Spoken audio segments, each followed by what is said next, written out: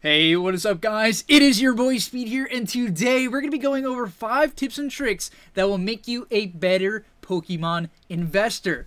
I got these tips and tricks, number 1, from myself, and number 2, from other Pokemon YouTubers who I will be crediting in the video. So if you want to check out what they have to say, click the links down below in the description. Nonetheless, before we get into these tips and tricks, if you guys haven't already, smash the like button, and of course, subscribe to the channel.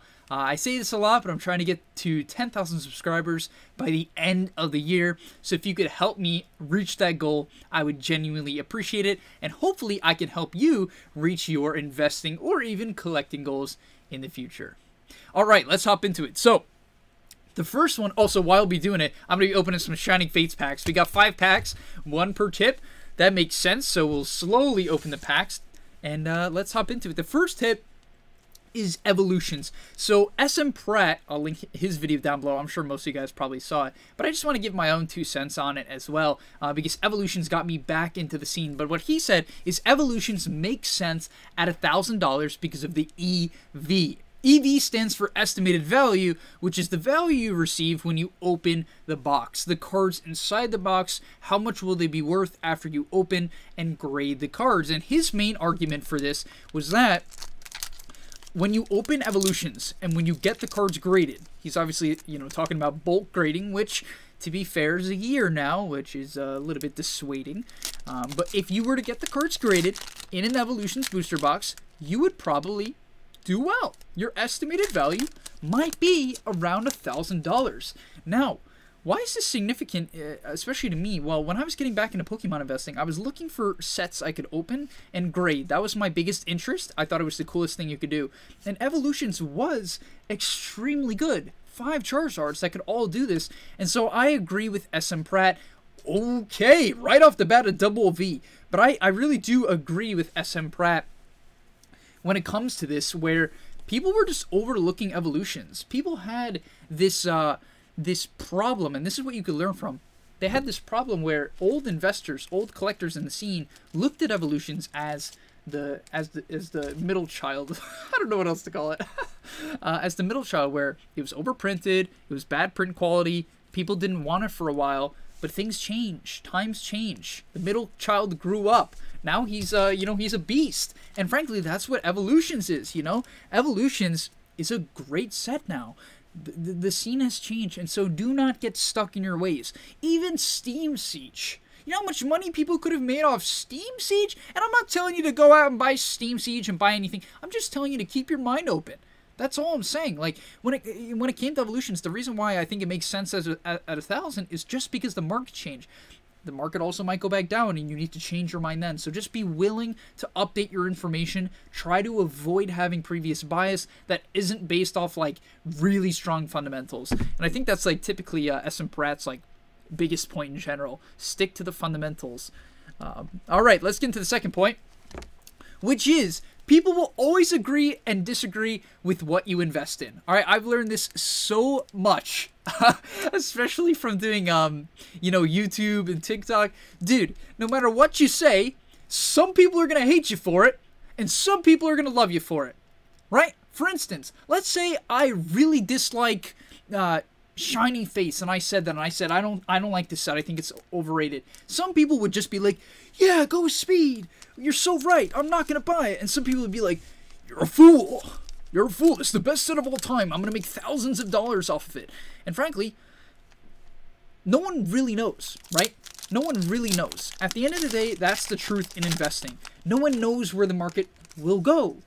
For instance, let me argue for both sides. I'm about to argue for both sides. I'm going to argue for Shining Fates and against Shining Fates. And frankly, this isn't, because I really care that much about Shining Fates. I just want to use this as a point to why you have to keep, once again, keep your mind open. Shining Fates could just collapse if, after the 25th anniversary, Logan Paul, let's say he announces that, he's not doing Pokemon anymore, officially, which probably isn't going to happen. I'm just giving you the hypothetical. There's other crazy things that could happen. Maybe Pokemon, some wild event happens and they can't print cards, right? Or, actually, no, that would probably make Shining Fates go up. Something insane happens, right? Some ridiculous event happens, demand collapses. Shining Fates would get destroyed. Not necessarily because it's a bad set, but all of Pokemon would probably go down.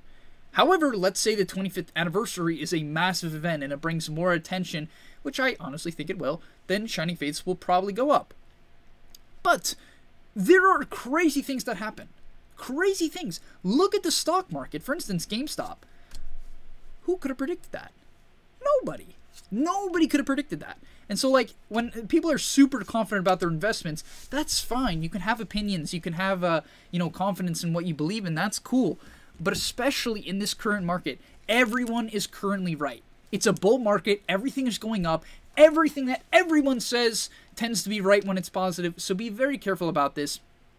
And also, don't be afraid to put your opinion out there. People are going to disagree with you. People are going to hate on you.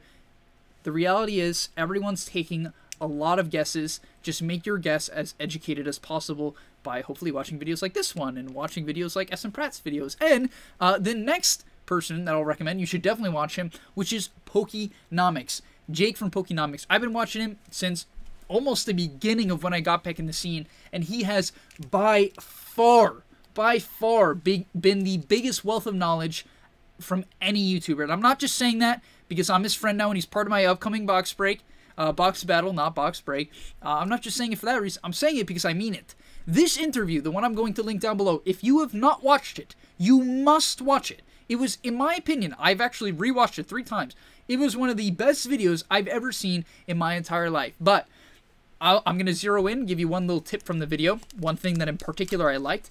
And what he was referring to is this idea of momentum investing. So what is momentum investing and why do you need to be careful about it? Well, momentum investing, to put it as simple as I possibly can, is essentially when something gets hyped up, its price will go up, not necessarily because the product is good, but it's because everyone just wants to become part of the momentum, become part of the hype. And this is very dangerous. This is very, very dangerous. Why is this dangerous? Because usually some people dictate the hype. For instance, let's say Logan Paul. What did he just do? He bought a bunch of first edition boxes. Now he's going to open one, and the rest are probably going to go up. He's momentum investing. Like, he knows how this works. He knows that people get hype.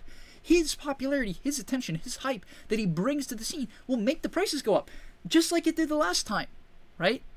Now, this break, I actually don't think his upcoming break is going to make it go nearly as crazy. That's my personal take. We'll have to see. Once again, you don't know. But he knows that. Now, think about it. Let's say someone gets they can't get into first edition base set, but they can get into base set unlimited. They can afford that. They want to get into the base set hype. Okay, they're going to buy base set unlimited. But they're not going to look into the fact that the product is crazy, like there's a ton of it. They're going to buy a PSA card that has extremely high pop report, right? That maybe isn't that popular. And they're going to get burned because the price of base unlimited has already skyrocketed. So they're buying in at this extremely high point into a card that isn't that rare, that is fairly common, and they're going to get burned if the market demand wavers and wanes and goes away, which it probably will at some point, because frankly, Pokemon is at an all-time high. It is, right? And so at some point, it's going to dip. I'm not going to say it's going to dip forever. Base Unlimited could easily go much higher than it is right now. After all, it's base set, but it might dip for a bit.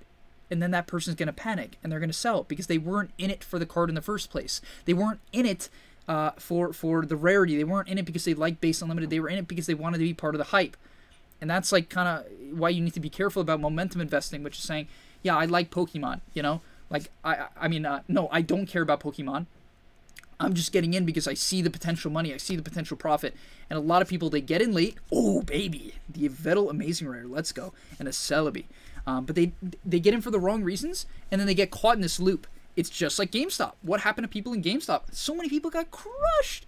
You know how many people probably bought in at $300? I mean, I think it's going back up now, which is just hilarious. But you know how many people bought in at $300 and probably sold at $100 and lost thousands of dollars? Probably more than you guys think, but you don't hear about it. Because how many people on social media are going to go on and tell you that they lost $1,000 in the stock market or in Pokemon?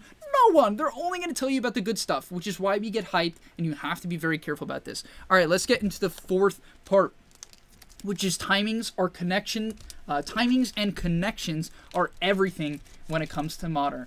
Now, you're probably asking, what do I mean by that? Like, timing is in connections. Like, what? With modern? Like, what does that even mean? Well, connections in life are great, you know. Connections carry you so far, which is why, you know, building relationships and having friends is great. But in particular, let me give you an example, okay? On eBay right now, there is someone who knows clearly what they're doing and probably has connections to Pokemon because they got their product likely the day before, which I also luckily got. But they have their PSA card back from PSA already.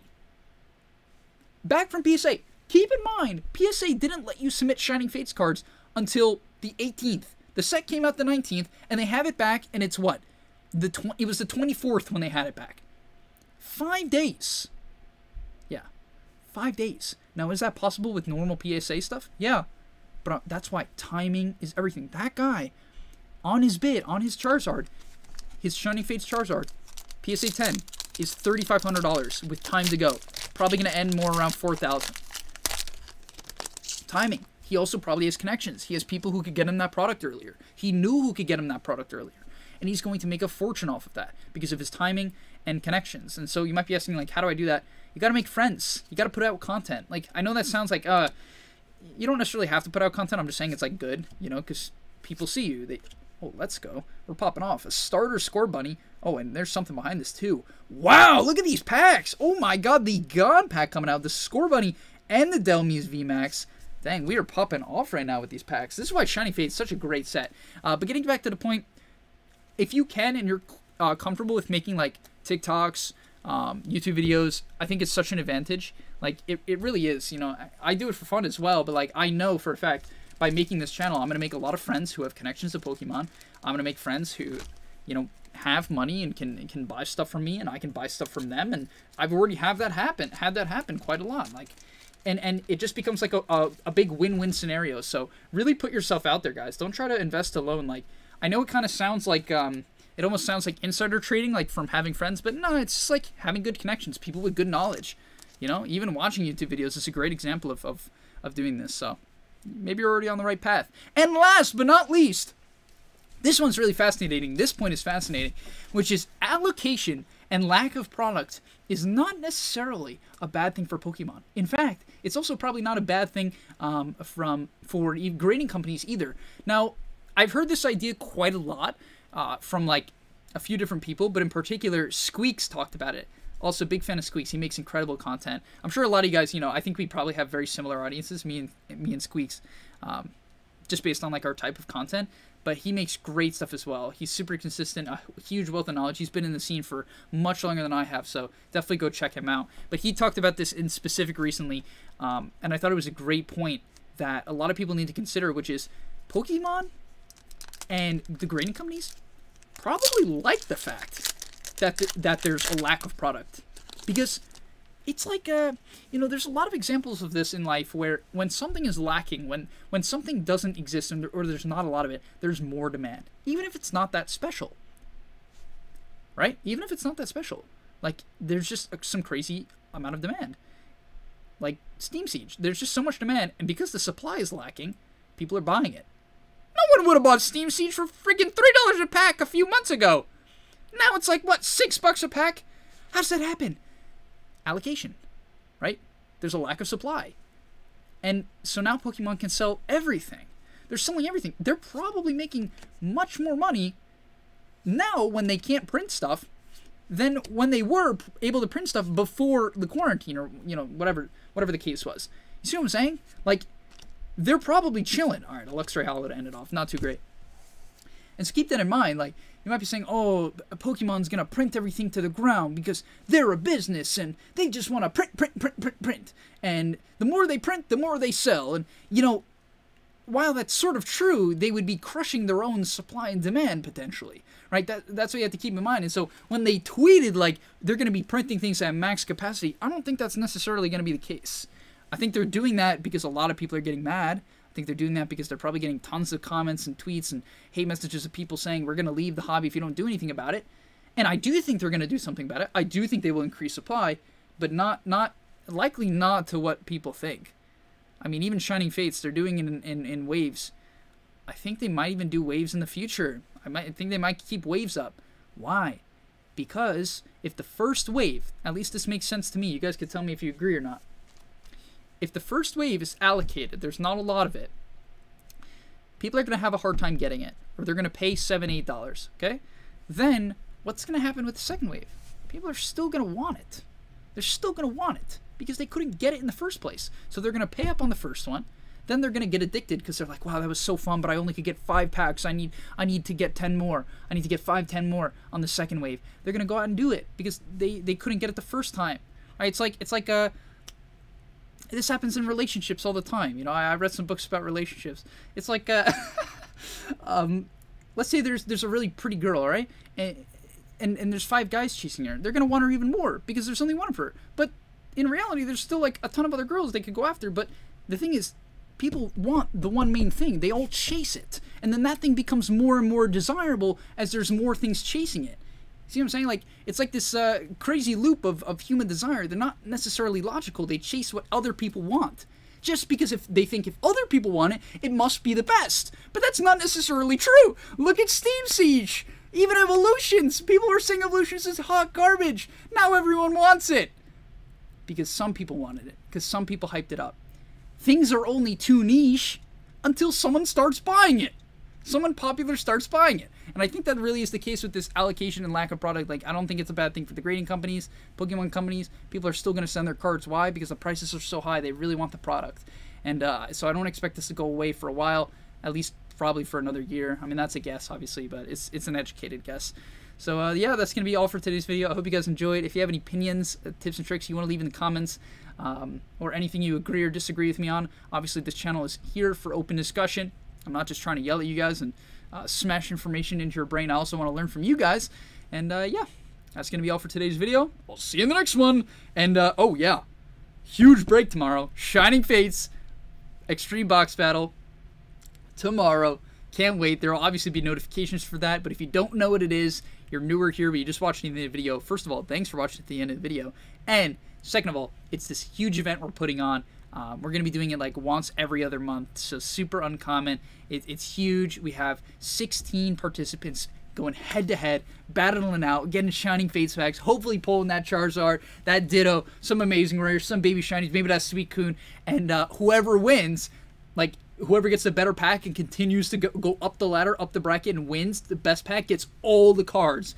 So it's crazy. There's a lot on the line. I hope to see you guys there, and I'm out. Peace.